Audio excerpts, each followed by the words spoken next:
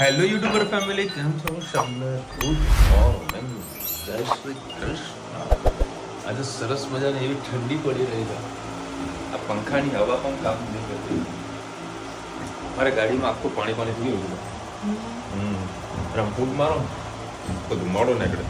આજે બધી બે શાક બનાવે. કેપ્સિકમનું બનાવ્યું તમને વાંધો નથી. હા મને વળી પ્રોબ્લેમ થાય પણ તો બનાવી શકું તો કેપ્સિકમ વડે. આ શું છે? આ છે કાટલું. આ કાટલું છે ને આ છે અડદિયા. આ કાટલું છે અને આ છે અડદિયા. આપણે મોરબીથી આવ્યા છે. કમલેશની ઓફિસમાં આનું વેચાણ થઈ રહ્યું છે. ભાવ તો મને ખબર નહીં, પણ ભાવેશ તને મોબાઈલ નંબર આપશે. એ મોબાઈલ ઉપર તમે ઇન્ક્વાયરી કરી અને તમારા ઘરે પાર્સલ મંગાવી શકો છો. ટેસ્ટી છે અને શિયાળાનું વસાણું એકદમ ચોખ્ખું છે અને સરસ રીતે બનાવેલું છે અને ટેસ્ટમાં પણ ખૂબ જ બેસ્ટ છે. એટલે શિયાળાની જરૂર પડે આ કાટલાની ને અડદિયાની તો તમે ચોક્કસ આને મંગાવી શકો છો. ડ્રાયફ્રૂટથી ભરપૂર છે. હા, ડ્રાયફ્રૂટથી ભરપૂર છે. આપણે અહીંયા આગળ અમારો મેહોણામાં કચોરીઓ ખવાય છે. હા, અને એ બાજુ અડદિયા ને આ બધું ખવાય. અડદિયા ખવાય છે. ચલો, અડદિયા તો મને ભાવે છે, બરાબર.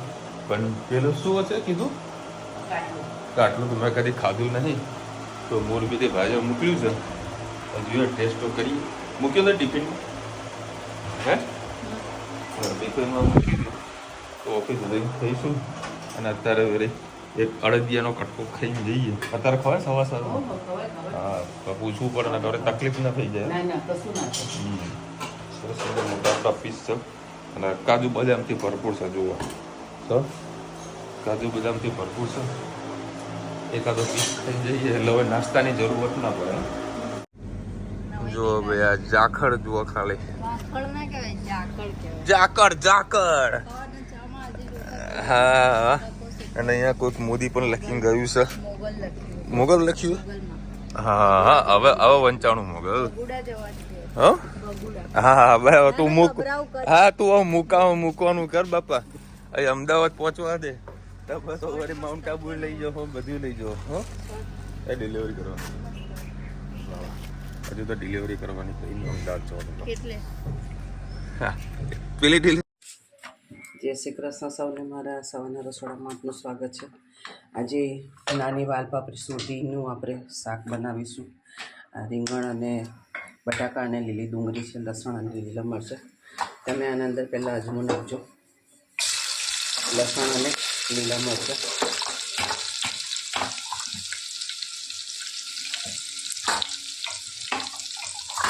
મસાલા કરી દઈએ તો પહેલાં થોડુંક શાક નાખી દઈએ આપણે. બળેલી હળદર,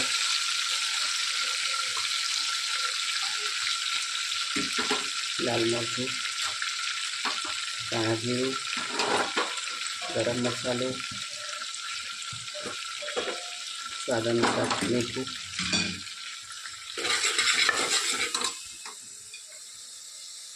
આના અંદર હું ટામેટાં નાખવાનું ભૂલી ગઈ હતી. એક અડધું ટામેટું પડ્યું હતું તે પણ આપણે અંદર નાખી દીધું. હવે બધું શાક નાખી દઈએ.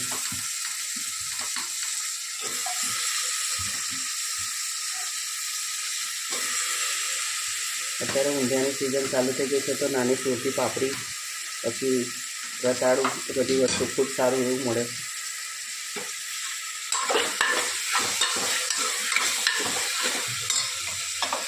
જે આપણે વાલના દાણા આપણે બોઇલ કર્યા તે પણ નાખી દઈએ.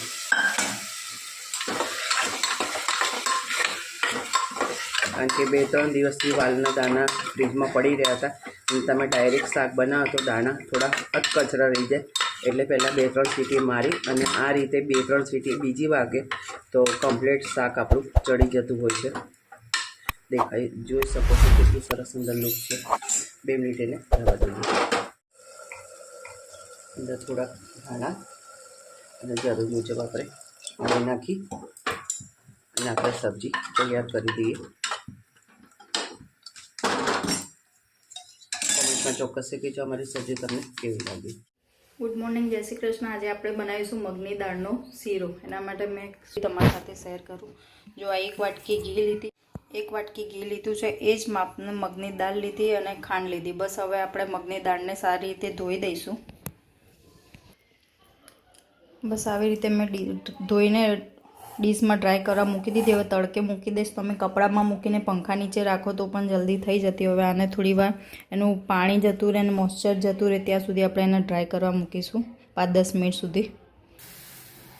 બસ આ મગની દાળ તડકે થોડી ડ્રાય થઈ ગઈ. હવે આપણે એને થોડી શેકી લઈએ.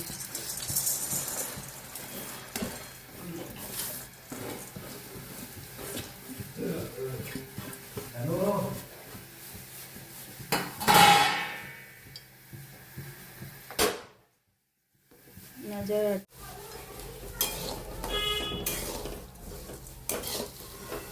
એકદમ ડ્રાય થાય ત્યાં સુધી આપણે એને ધીમા ગેસે શેકી લઈએ.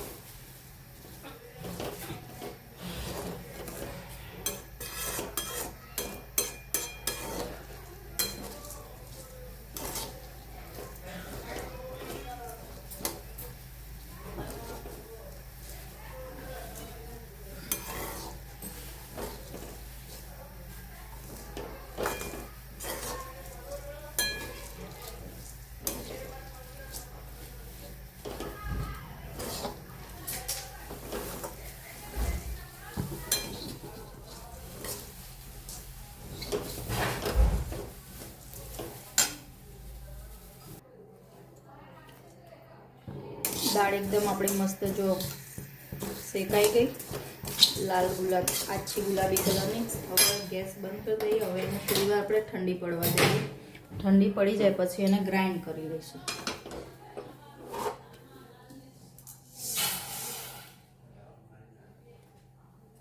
થોડી વાર એને ઠંડી પડવા દઈએ પછી એને મિક્સરમાં ગ્રાઇન્ડ કરી લઈએ.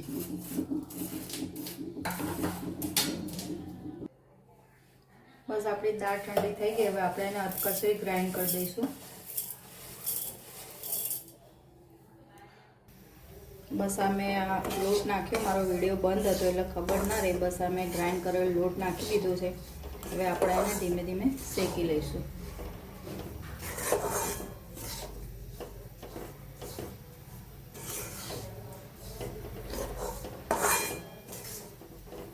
શેકવાનું છે એટલે થોડું ઘી એડ કરીશું આપણે.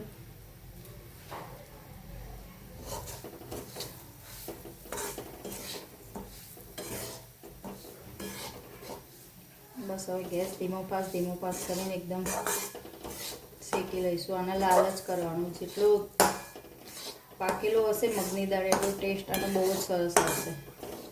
બસ હવે ગેસ ધીમો પાસ કરીને શેકી લઉં પછી આગળની પ્રોસેસ તમને બતાવું. બસ આ એકદમ શેકાઈ ગયો. હવે આમાં આપણે 1 ગ્લાસ જેટલું પાણી એડ કરીશું.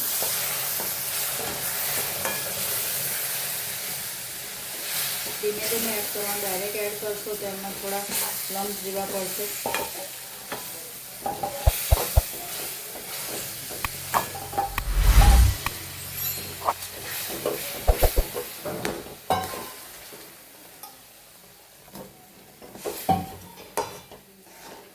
જો પાણી એડ કરવાથી ડાયરેક્ટ કેટલો કલર બદલાઈ ગયો એકદમ. હવે પાછું લાલ થાય ત્યાં સુધી અને પાણી થોડું વાળવા દઈશું આપણે.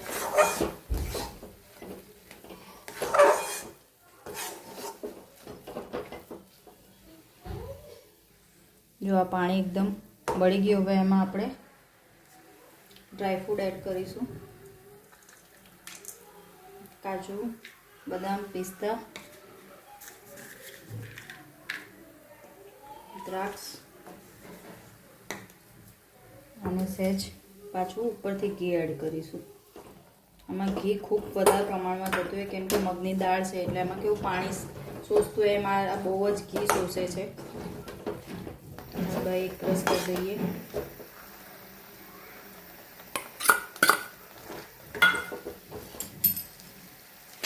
હવે ખાંડ નાખી દઈશું લાસ્ટમાં.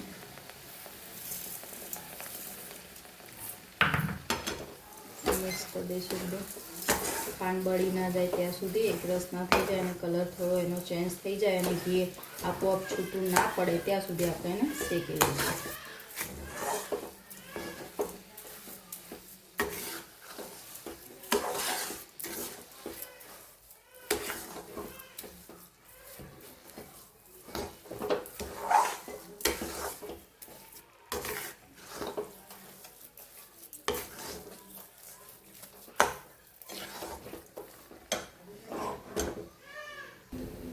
બસ ગરમા ગરમ આપણો શીરો તૈયાર. હવે એને ગાર્નિશ કરીશું. કમેન્ટમાં કહેજો મારો શીરો તમને કેવો લાગો. તમે પણ ટ્રાય કરજો. મેરેજમાં આવો મળતો હોય છે, એને માજુમ કહેવાય છે. તમારી બાજુ આવો શીરો બને છે કે નહીં, તમે પણ ટ્રાય કરજો. આવજો. જય શ્રી કૃષ્ણ. જય શ્રી કૃષ્ણ સૌને. મારા સાંજના રસોડામાં આપનું સ્વાગત છે. આજે બનાવીશું બટાકા પૌવા. 4-5 વારી જેવું તેલ નાખી દીધું છે, રહી નાખી દીધી છે, દહીં ફૂટી ગઈ.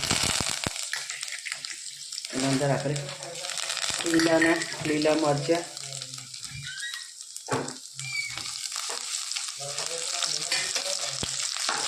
અને કઢી પત્તા,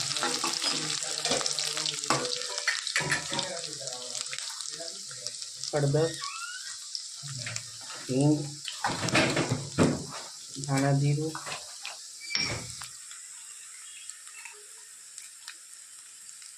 સ્વાદ અનુસાર મીઠું, લીંબુ,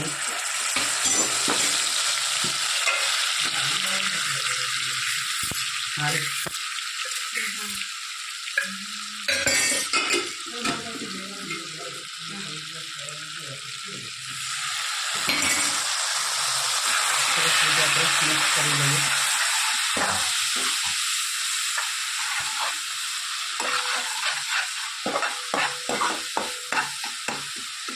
ખાંડ અને લીંબુ સરસ મિક્સ થઈ ગયું છે.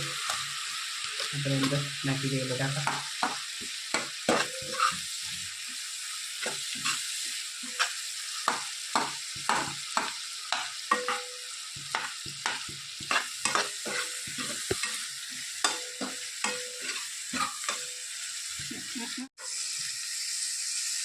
જે આપણે પૌવા પલાળ્યા હતા એના અંદર ધાણા પણ નાખી દીધા અને એનામાં નાખીશું આપણે જીરાવન મસાલો. સાધારણ જીરાવન મસાલો નાખીશું એટલે એનો ટેસ્ટ વધારે આવે. સરસ રીતે આપણે મિક્સ કરી લઈએ.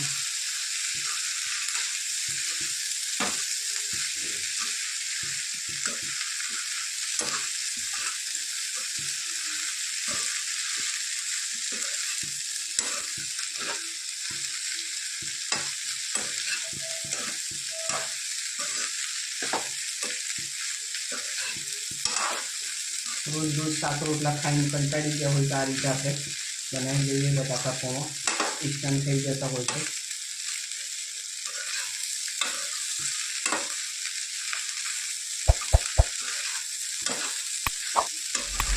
સરસ બધા મિક્સ થઈ ગયા છે અને એકદમ છૂટા સરસ પૌવા આપણા તૈયાર થઈ ગયા છે. એના ઉપર તીખી સેવ અને ઝીણી સેવ અને મસાલા સિંગ આપણે નાખી અને ખાઈશું.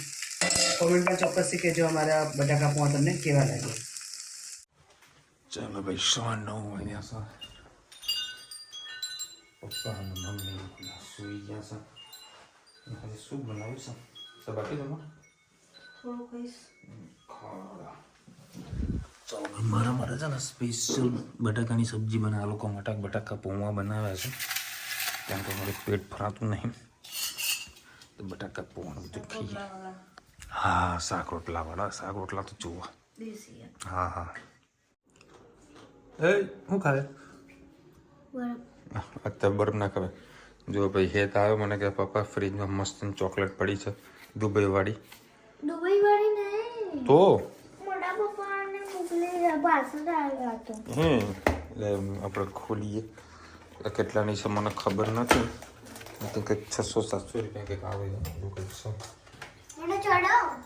નથી ખાસું મસ્ત પેકિંગ મસ્ત કરેલું છે.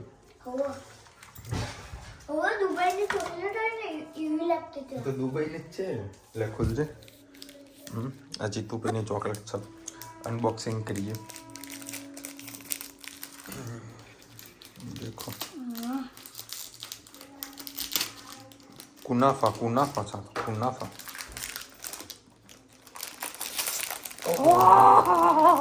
मस्त पैकिंग है जो सुपर. तो बहुत करा भाई मंडियो तो तन बराबर કશું નહીં ચીમ હેતને ખબર પડી ગઈ નહીં હેત થયું. અને ચોકલેટ બહુ મજા આવી ગઈ, મસ્ત નથી. અને આજે આ હેતની જે તમે ટી શર્ટ જુઓ છો ને એને આજે છેલ્લો દિવસ છે ટી શર્ટનો. ઊભો થઈ જતું ધનુ ને પહેરે છે, તું કેમ પહેર લીધી? કેમ ધનુ પહેરે? હા, ધનુ બરાબર. હેત મોટો થાય જે ટી-શર્ટ નાની થઈ ગઈ. રુચિતા કે બે એ તો ના કરીશ. મેં કીધું આ હેતની છે ટી શર્ટ હવે છેલ્લો દાડો કરી નાખો. પણ રુચિતા નથી પહેરાતી, પણ આ લોકોને એવું ફરમાઈશ હોય તમારે આ જ કલરની ટી શર્ટ પહેરવી છે. હા હોય બેટા કોઈ. હા ભાઈ સાહેબ ચૂપ રહે. હવે ચૂપ રહીશ તું. દુબઈની ચોકલેટ મેં ખાસિયત મેં એક જોઈ છે, તમે મોઢામાં ચોકલેટ ચોટી ના રહે અને જરીકે પણ બાળકને નુકસાન ના થાય. જેમ આપણે અહીંયા આપણે જે મળે છે ડેરી મિલ્કના બધી થોડું નુકસાન કરતી હોય છે, પણ આજે દુબઈની જે ચોકલેટ છે ખાસ કરીને જીતુભાઈની ચોકલેટ તો વાત જ થાય એવી નથી. બહુ સરસ ચોકલેટ હોય છે એમની. આવા આંગળા ચાટસી યાર.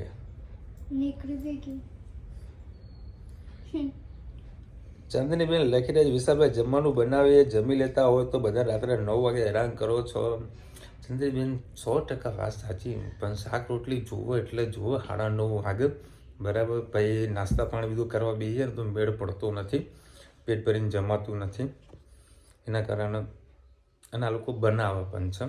જો બટાકા પૌવા બી બનાવ્યા અને અમારા માટે સ્પેશિયલ બટાકાની સબ્જી પણ બનાવી. અમારો નિયમ છે કે કોઈ ભૂખું રહી જાય ને અમને ના ના બોલશે એટલે આ 2 જણા સાસુ ભેગા થઈને કરી દઈએ, પતાવી દીધું કામકાજ, જમી લીધું. અને છેલ્લે મને મુખવાસ આવ્યો. ખબર કેવો મુખવાસ? જમી રહ્યો, હાથ ધોવા જતો તો રુચિતા વિશાલે મઠિયા આલજી. મને મેં કીધું હજી હાલ ગરમ કર્યું શાક તો તું ખા બેઠો, તું એટલું ફટાફટ એન્ડ મોમેન્ટમાં મઠિયા આલે મને. હજી અમે તો ખાધા બી નહીં. પડી છે એક પેકેટ આખું. તો રવિવારે ઉજવણી કરીએ તને ચોળાફળીનું. ચોળાફળી બધું હવે મારે નહીં ખાવું. હવે કાલ ટિફિનમાં ભરી આલજો, ટિફિનમાં લઈ જઈને ખાય. અમારે હું મારા હસબન્ડ અને મારા સાસુ સસરા 6 જણાની રસોઈ રાશિ એક છે. અચ્છા શું વાત છે, રાશિ બધાની એક છે. સરસ કે એકની રાશિ વાંચી લો તમને બધું ખબર પડી જાય કે આજે આવું થવાનું છે. આર્થિક લાભ થશે. ઓહો, તમે વિચારશો કે ચાલો આજે આર્થિક લાભ બધાને થવાનો હોય. કઈ હોટલમાં જઈએ, કઈ જ્વેલર્સમાં જઈએ, એવો તમે પ્લાન કરીને બેઠા હો.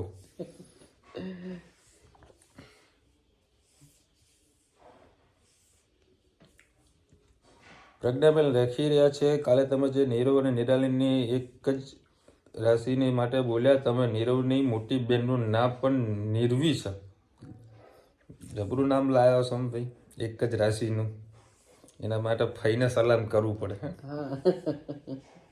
વિચારને સારા એવા જોઈન્ટમાં નામ. ક્યાં ગયો?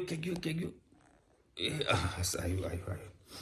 આજકાલ તો ફઈઓ છે ને સોશિયલ મીડિયામાં વધારે હોય છે બરાબર. બાબો થાય કે બેબી થાય, મેસેજ કરે કે ભાઈ મારા બાબો થયો છે, મારી બેબી થઈ છે, સારું નામ સજેશન કરજો, આ રાશિ આવે છે. ઓહો કેવા તો નામો આવે બધા. અને અમુક ક્રેઝ એવો ચાલુ થયો છે, હસબન્ડ વાઈફ હોય ને એને બંનેનું મિલતું જુલતું છોકરાઓનું નામ રાખે. આવું એ ટ્રેન્ડિંગ ચાલે છે. માન લો કે રુચિતા રૂ છે, મારો વી છે તો રૂવી રાખે બરાબર. માન લો કે પેલા મારો અક્ષર લો વી, રુચિતા ના રૂ તો વીરુ રાખે. હા મારું નામ હારા હે પા.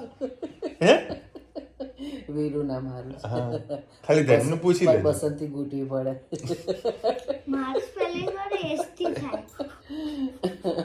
ધનવીન પૂછી લેજો, કારણ કે ધનવીન બહુ ઈચ્છા પપ્પા એક નવું બાબુ લાવો ને. સોલે પિક્ચરમાં વીરુ નામ હોય ને, રૂવી નામ સારું છે. એમાં વાલી નામ બસંતી હોય. વીરુ નામ નહીં સારું પણ રૂવી સારું છે. રવિ હારું છે. રવિ ના ભાઈ ના. એ જે પહેલા નાની હતી ને હમ તો એનો પોતાનો ફોટો દેખે ને, પપ્પા મને આવું બી લાવવું પોતાને કે પોતાનો બેબી જોઈને મારું બેબી લાવું હા. ગાયત્રીભાઈ લખે છે વિશાલભાઈ પાર્કિંગ હોય છે, વ્હાઈટ રંગ જોવા માટે પાર્કિંગ મળી જાય. પછી કુબુંજભાઈ લખી છે ભાઈ કજી ગાડી ફસાતી નથી. અમે છેક રનની ગાડી લઈને ગયા હતા, ફસાઈ નથી. હું આ લોકોનો વળી બહાના બતાવી રહ્યો છું કે ત્યાં જવાય એવું નહીં. તમે વળી ઠુમકો નાખો, કોઈ થવા તો જાઓ. પોઈન્ટ તો સમજો બાપા. હા, નકા તો તમને ખબર કે એ ચલો ગાડીમાં સીધા બેસી જાય, પછી થાક આ લોકોને લાગે છે. ના ના, આપણે અહીંયાથી બસ લક્ઝરી ઉપડે છે, જતા રહો ને. ના ભાઈ ના, લક્ઝરીમાં ના જવાય. પર્સનલ ગાડીમાં ફરતા હોય છે ને, પછી લક્ઝરીમાં મેળ ના પડે. એમાં મારા બે પોડિયા હોય ને, કંઈક ના કંઈક વચમાં ઊભું રાખવાનું કે એ લોકોને. ચલો મળીશું નવા વિડીયો સાથે, નવા મોજ મસ્તીની સાથે. ત્યાં સુધી અમને આપણો રજા. જય હિન્દ, ભારત માતા કી જય. અને વિડીયો ગમે તો ફટાફટ લાઈક કરો, શેર કરો, સબસ્ક્રાઈબ કરો, ભૂલતા નહીં. રાધે રાધે. રાધે રાધે.